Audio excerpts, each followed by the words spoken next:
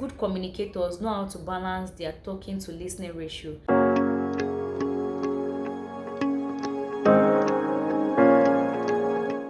Okay, so guys, welcome to the continuation of our previous video. So now I'm going to be talking about the common barriers to listening. I mean, things that can prevent you from listening effectively to people. We have overvaluing talking.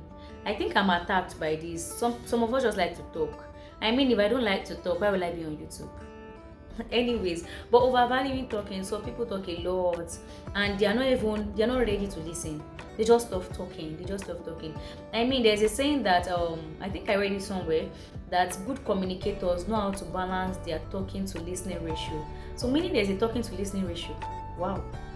So good communicators, if you love talking, if you talk a lot, you can't be a good communicator. Because I mean, to be a good communicator, you have to know how to balance your talking and your listening ratio. To be a good listener, you have to be able to balance your talking and your listening ratio. Then lacking focus.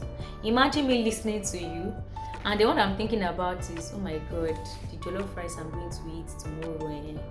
There's no how I'm going to understand what you are saying. There's no how I'm going to listen to you, because I might be staring at you, but man, I'm gone. Like, lacking focus is one very, very, very important thing that people miss out on.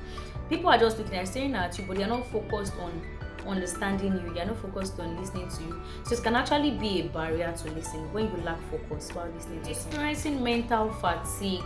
I think this is like in the middle, because most of the time it's not your fault. Actually, okay, probably you've had a stressful day, and probably you're just coming back from work, and then someone just wants to talk to you, and I mean, you faced a whole lot at work. You are already fatigued. Physically safe, you are fatigued. Mentally, you are fatigued. You're not even ready to process any additional information. You understand? So mental fatigue can also be a barrier to listening. Stereotyping. Don't let me say all of us are a victim, but most of us are victims of this particular barrier, stereotyping. When you feel like, oh, what more can this person say?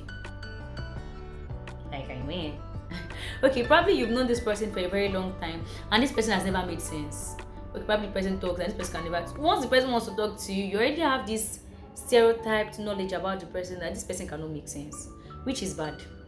Or maybe a malam wants to tell you something. Sorry for lack of better example. I mean, when you go to Aboki, let me just use Aboki.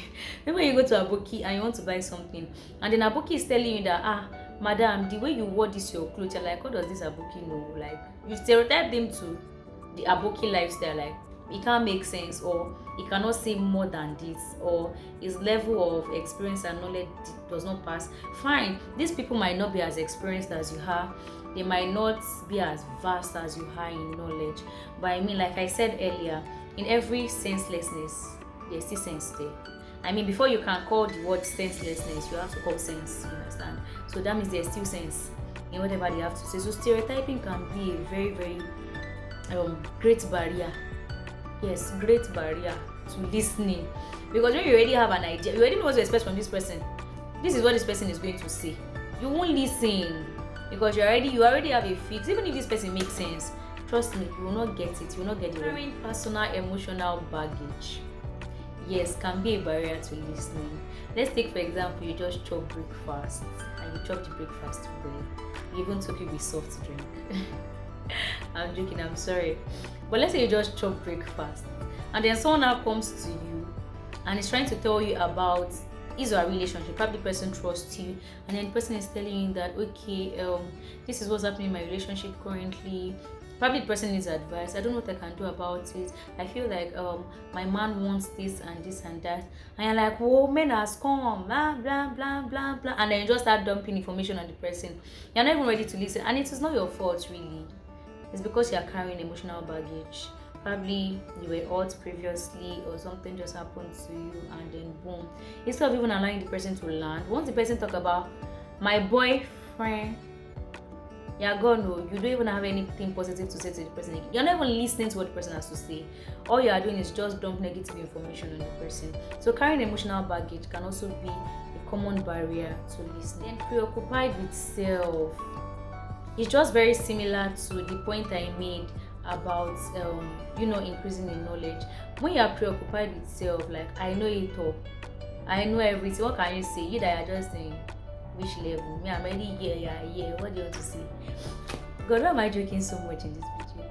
Anyways, when you're preoccupied with self, it's a common barrier to listen because you just feel like this person is not up to you. So there's nothing this person wants to say that would meet your standard, or you feel like you have more experience than this person. It's just very similar to stereotyping too.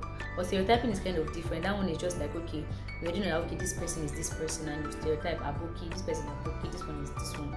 You get, but preoccupied with self, you are so full of yourself. You are very sure that this topic that this person is talking about, I know about it. Imagine someone coming to you to come and talk to you about relationship, and like, I have listened to messages, I've read books, what do you want to tell me about relationship that I don't know, like Bugam. Now, how to develop good listening skills. I mean, we've talked about the importance of listening. We've also talked about common barriers to effective listening. Now we're talking about how exactly do you develop good listening skills.